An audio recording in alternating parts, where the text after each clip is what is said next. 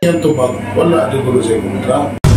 Samdan sa iyang ulo ug daling gidala sa tambalanan ang usa ka e-bike driver. Human po sila sa makaduha ka higayon sa wala mailhing suspek nga luwan og motorsiklo pasado alas 7 Martes sa gabi, Nobyembre 26, 2024 sa sitio Tagunol, Cogon Pardo, Dakbayan sa Sugbo. Nagpaila ang biktima nga siya si Roberto Bisin, 44 ang pangidaron minyo ug lumulupyo raw sab sa maong dapit. Nagkadugo na kining nagdagan nga nakit-an sa mga tao sa dapit dihang mipahilayo sa namusil kaniya. Daling irespondihan ang hitabo ni Police Master Sergeant Alfredo Macabudbud Jr., investigador sa Inayawan Police Station. Nasuta ang biktima. Dunay duha kasamad sa iyang ulo. Maayo na lang kay nakalingkawas sa kamatayon sa pagpamusil. Ang biktima nagmaniho sa iyang e-bike nga padung sa barangay Mambaling aron unta sa pag-apa sa iyang pamilya. Apan wala siya masayon nga gisundan na di ay sa suspek og namusil nga nagsakay og motorsiklo. Sa wala dama,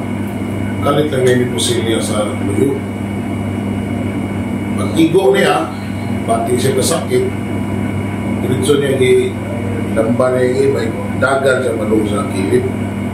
Pero dito siya sunahan na tumba na, kaya nalipong naman siya, naigo naman siya. Ang suspect ko siya kabantay, pero duha ka igo na sulo, tapos man. Nag-auhag karon ang Inayawan Police Station sa publiko. Ito mga dunay mga kasunuran sa pangitabo,